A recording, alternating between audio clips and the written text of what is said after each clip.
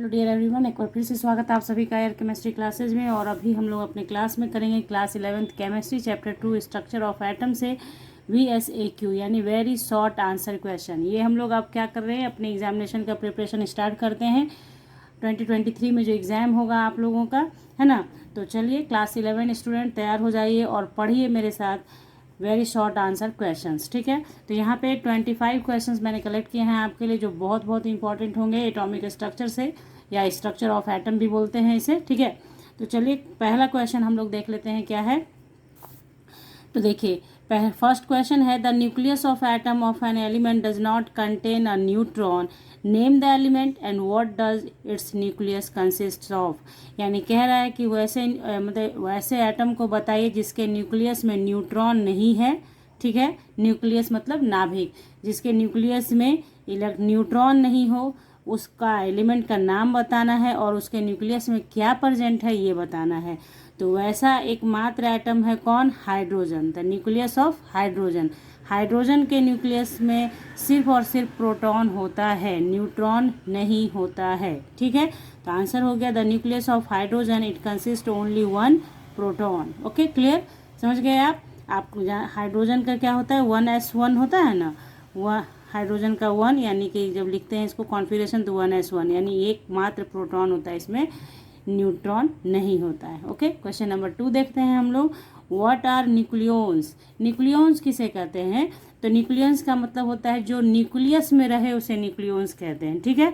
और न्यूक्लियस में कौन रहता है, प्रोटॉन एंड न्यूट्रॉन। तो यानी प्रोटॉन एंड न्यूट्रॉन को क्या कहेंगे, न्यूक्लियॉन्स कहेंगे। The neutrons and protons present in the nucleus of an atom are collectively called nucleons. यानी कि जैसे देखिए ये नाभिक है, ये मान लीजिए नाभिक, ये हो गया ऑर्बिट।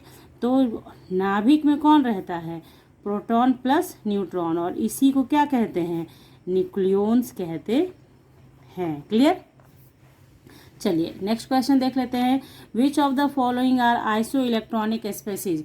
यहाँ पे स्पेसीज दे रखा है ना, ये जो ब्लैक कलर से आप लिखा हुआ देख रहे हैं ये आपका क्वेश्चन हो गया। इस स्पेसीज में से बताना है कि आइसो इलेक्ट्रॉनिक स्पेसीज कौन सा है। तो आइसो इलेक्ट्रॉनिक स्पेसीज सबसे पहले समझ लीजिए आइसो इलेक्ट्रॉनिक का मतलब क्या होता है। ये सारा थ्योरी चैप्टर में, थ्योरी में मैंने पढ़ाया हुआ है आपको स्ट्रक्चर ऑफ एटम के। लिंक डिस्क्रिप्शन बॉक्स में मिलेगा आपको, प्लेलिस्ट का स्ट्रक्चर ऑफ एटम में जो कुछ भी मैंने पढ़ाया है आप वहाँ जाके देख सकते हैं और आप उसका फ़ायदा आपको दिखेगा इस क्वेश्चन को बनाते वक्त। यहाँ पे जानिए कि आइसो इलेक्ट्रॉनिक स्पेसीज यानी आइसो मतलब सेम नंबर, आइसो मतलब सेम, इलेक्ट्रॉनिक मतलब सेम इलेक्ट्रॉन, यानी कहने का मतलब हो गया सेम नंबर ऑफ इलेक्ट्रॉन, उसे कहते हैं आइसो इलेक्ट्रॉनिक स्पेसीज। ओके, तो जैसे सोडियम प्लस, समझिएगा इसे, सोडियम के पास 11 प्रोटॉन होता है, ठीक है। इसमें प्रोटॉन या इलेक्ट्रॉन जब न्यूट्रल होता है एटम तो प्रोटॉन और इलेक्ट्रॉन की संख्या बराबर होती है। जब उस पर पॉजिटिव या निगेटिव चार्ज चढ़ता है तो आप वहाँ पे इलेक्ट्रॉन की संख्या बदल जाती है, क्योंकि इलेक्ट्रॉन निकलेगा तो पॉजिटिव और जाएगा अंदर ऑर्बिट में तो निगेटिव चार्ज हो जाता है। तो यहाँ देखिए सोडियम 11 है, जब इसमें से एक इलेक्ट्रॉन रिप्लेस होगा, एक इलेक्ट्रॉन बाहर जाएगा तो वो सोडियम प्लस बनाएगा। तो क्या कहा, एक इलेक्ट्रॉन बाहर गया तो 11 में से एक चला गया, 10 इलेक्ट्रॉन बच गया। वैसे ही पोटेशियम 19 होता है इसका एटॉमिक नंबर, तो इसमें से भी जब एक इलेक्ट्रॉन बाहर गया तो वो K प्लस में कन्वर्ट हुआ। तो 19 में से एक इलेक्ट्रॉन बाहर चला गया तो कितना हो गया, 18 हो गया। उसी तरह से मैग्नीशियम का 12 होता है, इसमें से 2 इलेक्ट्रॉन बाहर गया, ये निगेटिव का मतलब है बाहर निकल गया, ठीक है। तो 2 इलेक्ट्रॉन निगेटिव हो गया तो Mg2 प्लस बना लिया, तो मैग्नीशियम का 12 था, 2 इलेक्ट्रॉन बाहर गया तो 10 हो गया। वैसे ही कैल्शियम का 20 होता है, कैल्शियम पे 2 प्लस चार्ज के लिए इसमें से भी 2 इलेक्ट्रॉन बाहर जाएगा, तो 20 में से 2 इलेक्ट्रॉन बाहर गया तो 18 हो गया। उसके बाद देखिए सल्फर 16 होता है, सल्फर का एटॉमिक नंबर 16 होता है, तो 16 यहाँ पे S2 माइनस दे रखा है। इसका मतलब क्या हो गया, इसका मतलब हुआ कि इसमें 2 इलेक्ट्रॉन ऐड हुआ, 2 इलेक्ट्रॉन ऐड हुआ, ये ऐड हुआ तो 2 माइनस हो गया। तो 16 इलेक्ट्रॉन ऑलरेडी था इसके पास, 2 इलेक्ट्रॉन ऐड हुआ तो 18 हो गया। और आर्गन का आपको पता है कि एटॉमिक नंबर कितना होता है, 18। चूँकि ये न्यूट्रल फॉर्म में यहाँ प्रेजेंट है इसलिए इसका कोई भी चीज़ दिखाने की ज़रूरत नहीं है, सिर्फ एटॉमिक नंबर आपने लिख दिया 18, ठीक है। तो आप देखिए यहाँ पे सोडियम प्लस और magnesium plus same number of electron रखे हुए हैं, तो ये दोनों आपस में आइसो इलेक्ट्रॉनिक हो गया। ठीक है, इन दोनों का आइसो इलेक्ट्रॉनिक हो गया। फिर 18 जिसके पास है वो सारे के सारे आइसो इलेक्ट्रॉनिक हो जाएंगे, यानी कि K प्लस, फिर आपका Ca2 प्लस, H2 माइनस और आर्गन, ये सारे के पास कितना इलेक्ट्रॉन है? 18 इलेक्ट्रॉन है, इसलिए ये सारा आइसो इलेक्ट्रॉनिक हो गया। तो ये क्वेश्चन नंबर 3 जो मैंने अभी आपको बताया है बच्चों, ये बहुत बहुत इंपॉर्टेंट क्वेश्चन है, शॉर्ट्स टाइप क्वेश्चंस में आते हैं या कभी कभी MCQs में भी इस क्वेश्चन को पूछा जाता है। तो चूंकि शॉर्ट क्वेश्चन मैं बता रही हूँ इसलिए मैंने यहाँ पे आपको पूरा एक्सप्लेन करके बता दिया, ताकि आपको बनाना हो एग्जाम में तो आप अच्छे से बना सको। अदरवाइज आप इसको देख के भी समझ सकते हैं कि सोडियम का 11 होता है, 1 चला गया 10, पोटेशियम का 19 होता है, 1 चला गया 18, मैग्नीशियम का 12 होता है, 2 चला गया 10। उसी तरह से कैल्शियम 2 प्लस 20 में से 2 चला गया 18, 16 में 2 आ गया 18, आर्गन का 18 होता ही है। तो उसके बाद आप फटाक से भी MCQs क्वेश्चंस भी इसे सॉल्व कर सकते हो। ठीक है, आगे बढ़ते हैं।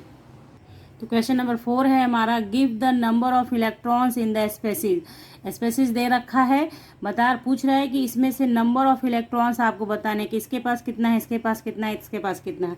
आप समझ रहे हैं कितना इंपॉर्टेंट, कितना इजी क्वेश्चन है, इंपॉर्टेंट भी है और आपको कॉन्सेप्ट्स बेस्ड क्वेश्चन है। कॉन्सेप्ट्स आपको आएगा तभी आप इन क्वेश्चंस के आंसर कर सकते हैं। ओके, तो चलिए देख लेते हैं पहले कैसे बनेगा ये। तो देखिए H2 प्लस का मतलब हुआ कि एक H होगा उसमें दूसरा H प्लस आयन जुटेगा तो वो H2 प्लस में कन्वर्ट होएगा। ठीक है, तो यहाँ पे तो देखिए, तो एक H है तो 1s1 हो गया। यहाँ पे H प्लस का मतलब है कि एक ही मात्र बेचारे के पास था, वो भी बाहर चला गया इलेक्ट्रॉन, तो 1s0 हो गया। तो ये H2 प्लस बनाया, यानी कि इसके पास नंबर ऑफ इलेक्ट्रॉन कितना रह गया? ये जो आप देखते हैं यही है ना, एटॉमिक नंबर बोलिए या नंबर ऑफ इलेक्ट्रॉन बोलिए यहाँ पे, तो ये एक ही रह गया, इसका मतलब हुआ 1 इलेक्ट्रॉन रहा इस स्पेसीज के पास। उसी तरह से H2 के लिए H प्लस H करेंगे तो H2 हो गया, यानी 1s1 तो यहाँ पे 1s2 बन गया। तो यानी कि नंबर ऑफ इलेक्ट्रॉन कितना हो गया? 2 हो गया। इसका एक जुट के 2 इलेक्ट्रॉन हो गया, 2 इलेक्ट्रॉन हो गया इस स्पेसीज के पास। उसी तरह से O प्लस बनाएंगे तो O2 प्लस बनेगा, जो ये था यहाँ पे।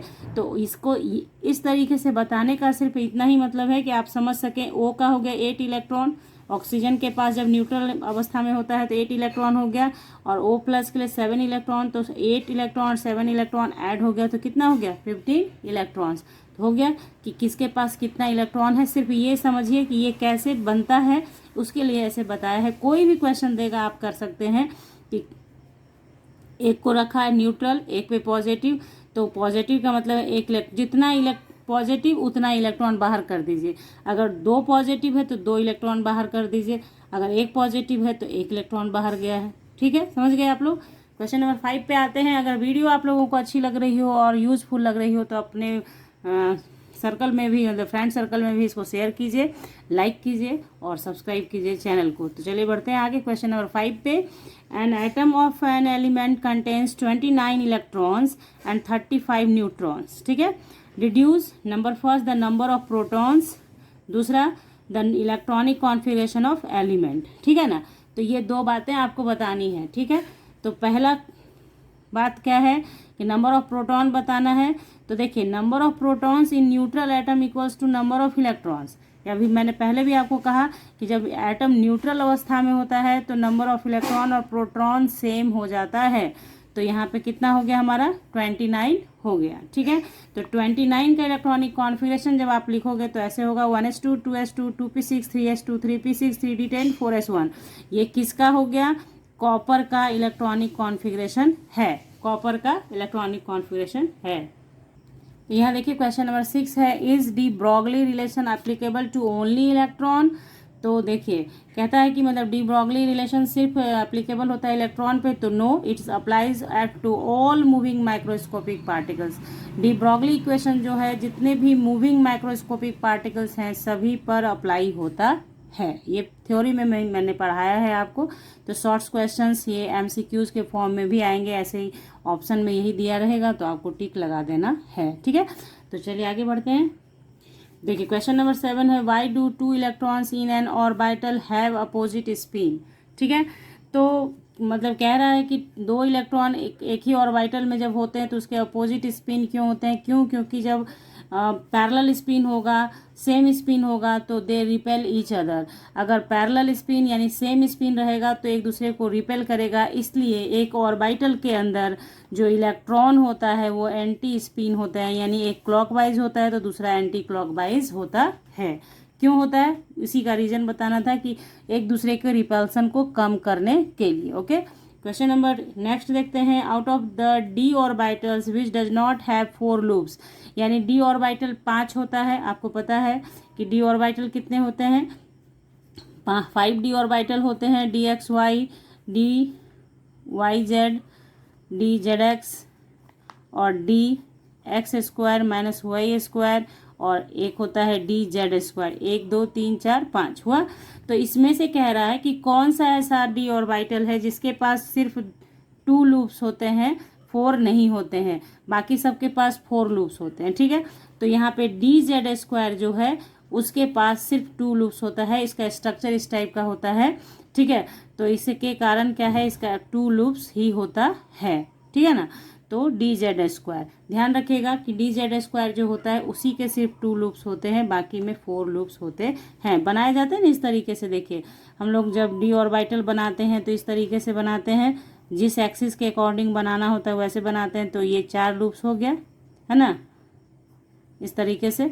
तो ये समझ गए आप। नेक्स्ट क्वेश्चन पे आते हैं हम लोग। क्वेश्चन नंबर 9 है हमारा। देखिए क्वेश्चन नंबर नेक्स्ट है हमारा, how many orientations are possible for the orbitals present in F subshell.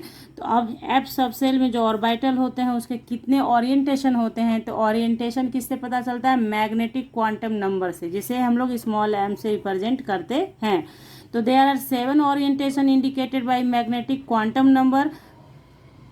तो देखिए जिसके लिए वैल्यू कितना हुआ, -3 -2 -1 0, फिर +1 +2 +3। ठीक है, तो ये जो है मैग्नेटिक क्वांटम नंबर के अंदर आपको बताया जाता है कि -L 0 से +L तक जाता है, यानी जो L का वैल्यू होगा एजीमुथल क्वांटम नंबर उस पर देखते हैं। तो L जो होता है एफ सबसेल के लिए 3 होता है।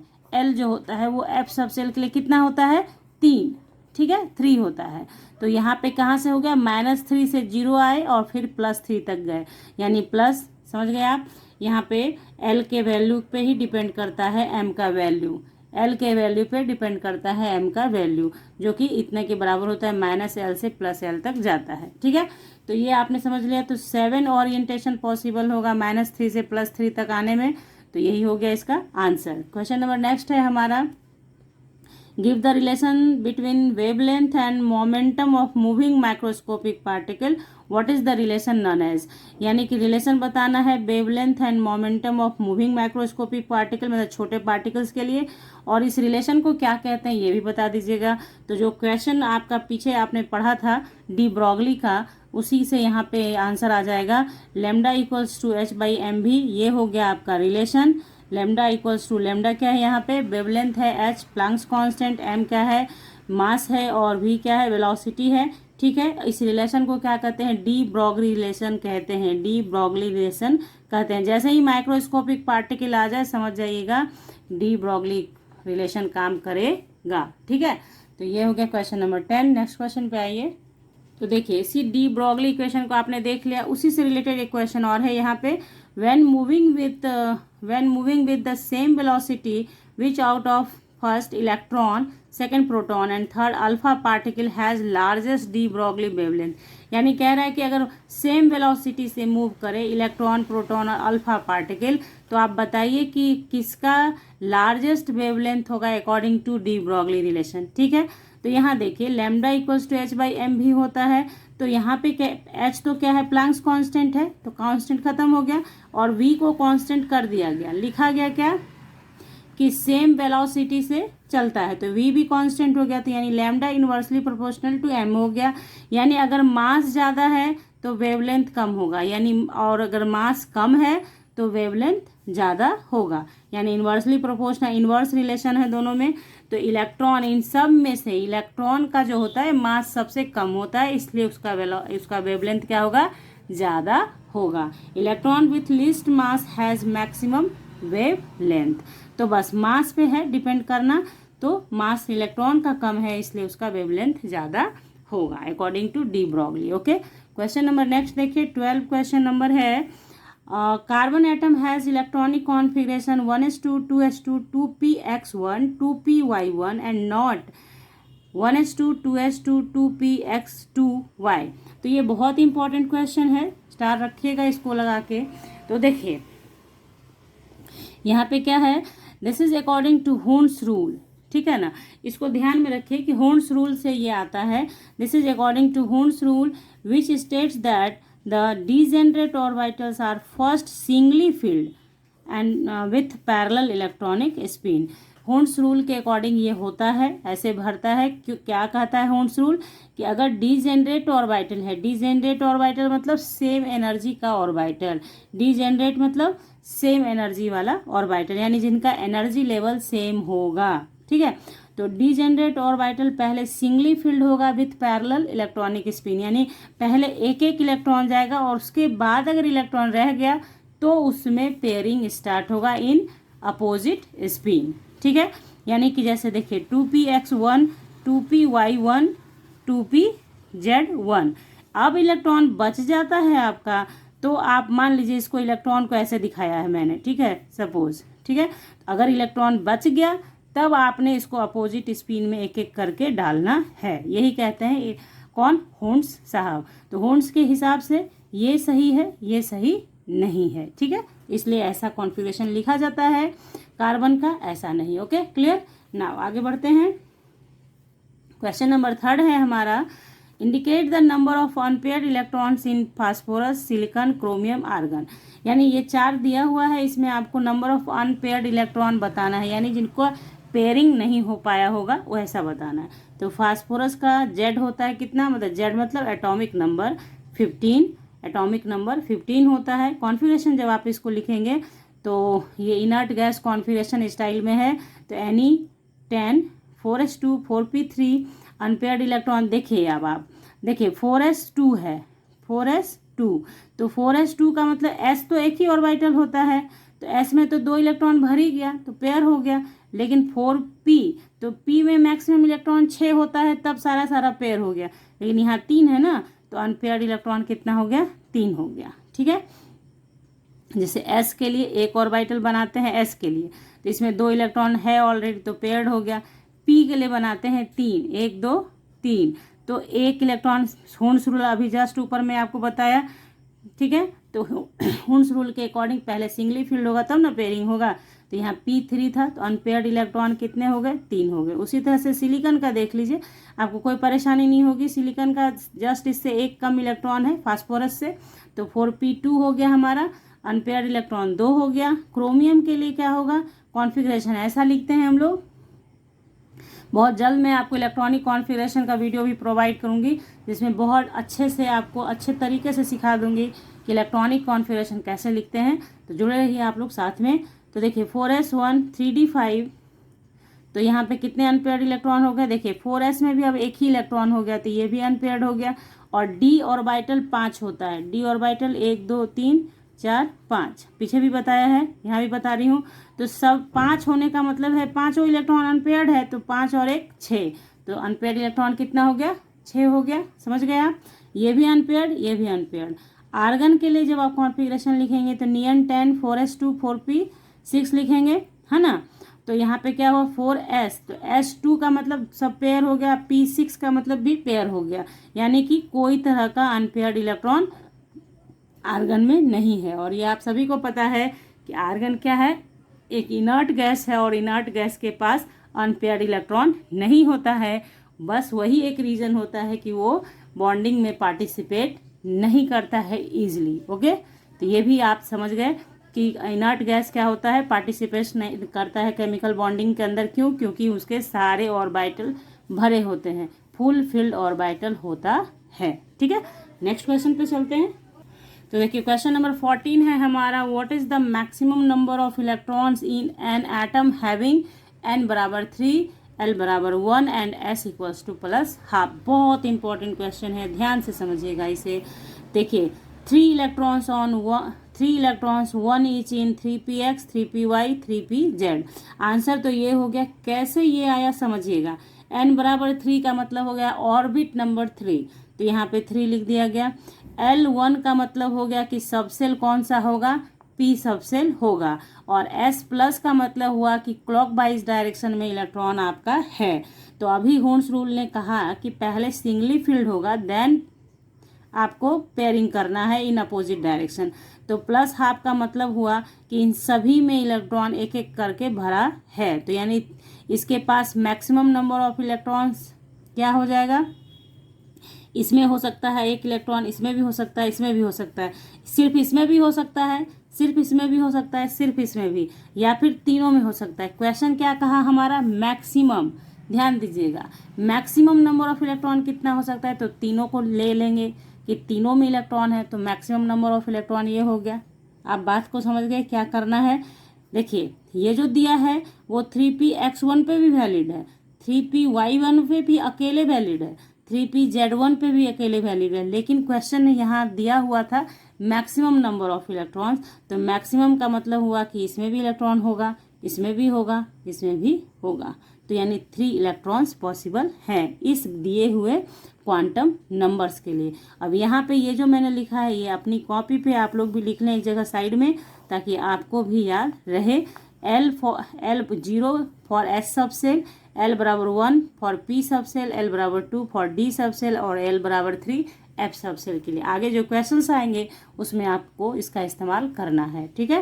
क्वेश्चन नंबर 15 है हमारा, name the spectral line in the spectrum of H atom obtained when an electron jumps from N4 to N2। तो मैंने अपने थ्योरी सेक्शन में आपको पढ़ाया है बहुत डिटेल में, वो वीडियो आपका लिंक डिस्क्रिप्शन बॉक्स में आपको मिलेगा, जिसमें मैंने स्पेक्ट्रल सीरीज पढ़ाया है।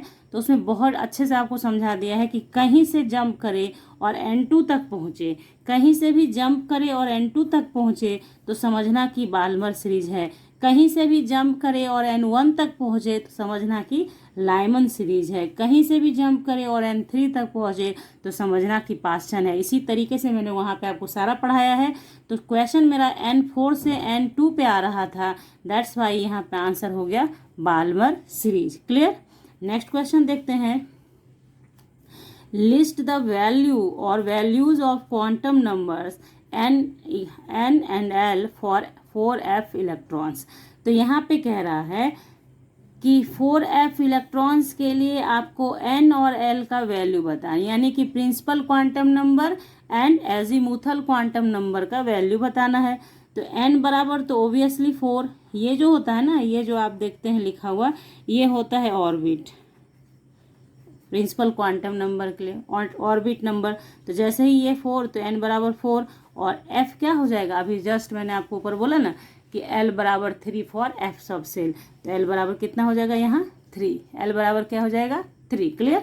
तो कुछ नहीं मेहनत है, इसको 4f देखा, n बराबर 4 और f खाली याद रखिए कि एजीमुथल क्वांटम L बराबर 3 होता है, ठीक है। F सबसेल के लिए, D के लिए 2 होता है, ऐसे।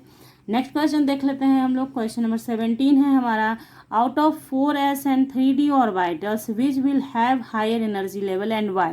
ये काम करता है जब आप वो प्रिंसिपल आप पढ़ते हैं, क्यों 3d के पहले 4s में इलेक्ट्रॉन जाएगा, ये एक रीज़न होता है ना। आपको कॉन्फ़िगरेशन रटाया जाता है कि आपको 3p6 तक इलेक्ट्रॉन गया, उसके बाद 4s में इलेक्ट्रॉन जाएगा, तब उसके बाद 3d में जाएगा, कुछ रीज़न तो होगा उसका ना। वही रीज़न है यहाँ पे जो अभी आपको बताऊंगी, थ्योरी सेक्शन में फिर से आपको बताऊंगी, लेकिन यहाँ पे ध्यान से समझेंगे आप तुरंत समझ जाएंगे।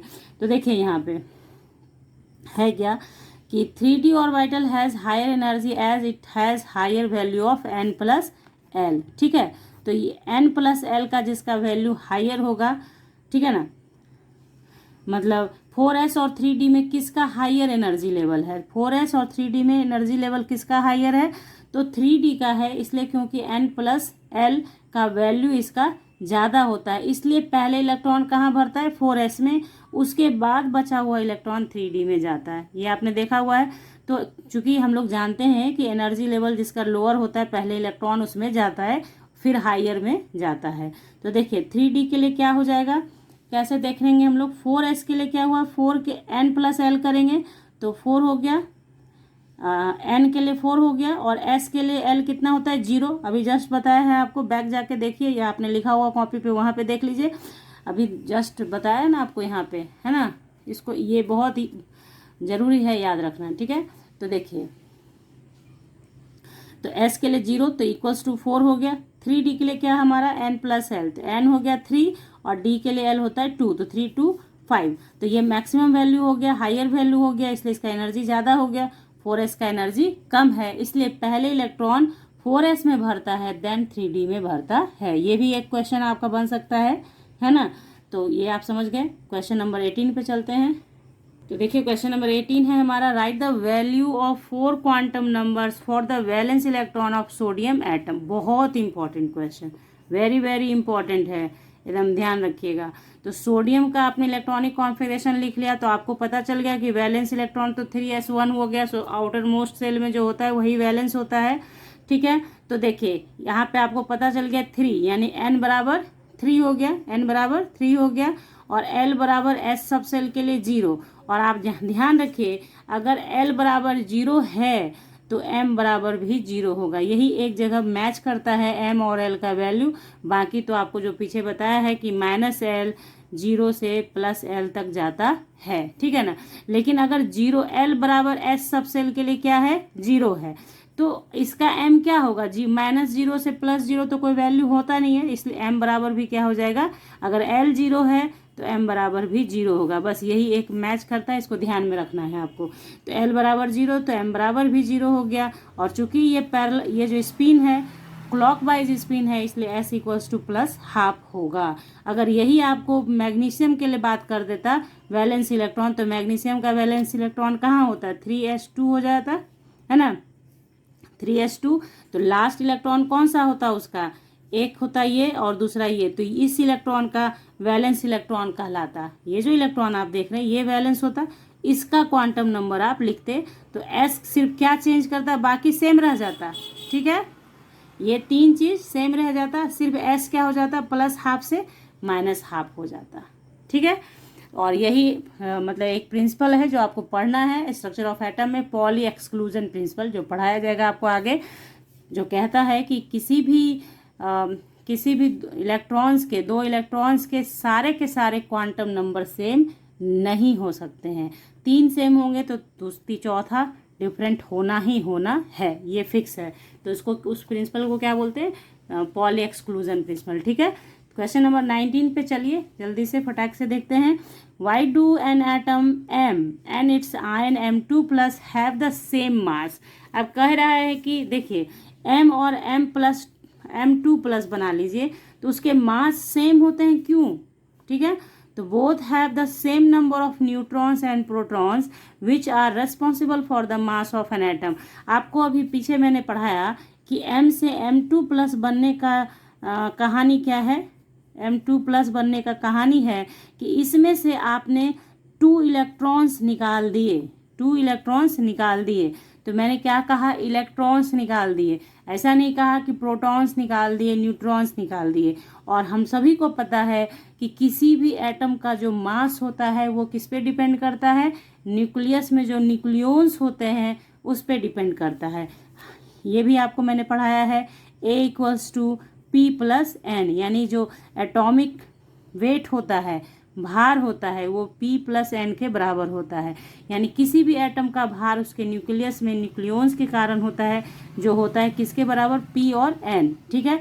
तो प्रोटॉन और न्यूट्रॉन, चूंकि m से m2+ बनने में इलेक्ट्रॉन निकला है, न प्रोटॉन न कि न्यूट्रॉन, इसलिए मास में कोई फर्क नहीं पड़ेगा, मास में कोई फर्क नहीं पड़ेगा। क्लियर, कॉन्सेप्ट आप समझ गए क्या था, समझ गए। आगे बढ़िए, क्वेश्चन नंबर 20 देख लेते हैं। बहुत इजी क्वेश्चन है लेकिन इंपॉर्टेंट है आपके लिए। Express SPDF for sale in increasing order of energy. तो इंक्रीजिंग ऑर्डर है, इंक्रीज देखिए S सब सेल में सबसे पहले इलेक्ट्रॉन जाता है, इसलिए इसका सबसे कम एनर्जी होगा। याद करना नहीं पड़ेगा आपको, सिर्फ समझ लीजिए। आप जब इलेक्ट्रॉनिक कॉन्फ़िगरेशन लिखते हैं तो S में पहले जाता है, क्यों, क्योंकि उसका एनर्जी सबसे कम है। उसके बाद बचा हुआ P में जाता है, तो P का उससे थोड़ा सा ज़्यादा हुआ। D में जाता है उसके बाद, तो D का P से ज़्यादा हुआ। और सबसे आखिर में आपका इलेक्ट्रॉन जाता है कहाँ, एफ सब सेल में, इसलिए एफ सब सेल का एनर्जी सबसे ज़्यादा हुआ। ये हो गया order of energy, order of energy, ठीक है। यानी एस का कम, एफ का सबसे हाईएस्ट होता है। क्लियर, आगे बढ़े। तो देखिए क्वेश्चन नंबर 21 है हमारा, which quantum number determines the shape, orientation and size. ये तीन चीज है। तो देखिए शेप किससे पता चलता है, एजीमुथल क्वांटम नंबर से, जिसे स्मॉल एल से शो करते हैं। ओरिएंटेशन किससे पता चलता है, मैग्नेटिक क्वांटम नंबर से, जिसे स्मॉल एम से इंडिकेट करते हैं। और साइज कौन बताता है, प्रिंसिपल क्वांटम नंबर, जिसे स्मॉल एन से रिप्रेजेंट करते हैं, ठीक है। तो ये तीन ऐसा क्वांटम नंबर है। देखिए चौथा जो है वो स्पिन है, वो ओरिएंटेशन ऑफ इलेक्ट्रॉन बताता है कि इलेक्ट्रॉन कैसे ओरिएंट कर रहा है, एंटी क्लॉकवाइज या क्लॉकवाइज, ठीक है। लेकिन ये जो आपके जो क्वांटम नंबर है वो शेप, ओरिएंटेशन और साइज, ये कौन बताता है, तो शेप बताता है एजीमुथल क्वांटम नंबर, क्योंकि इसी से पता चलता है कौन सा सबसेल है।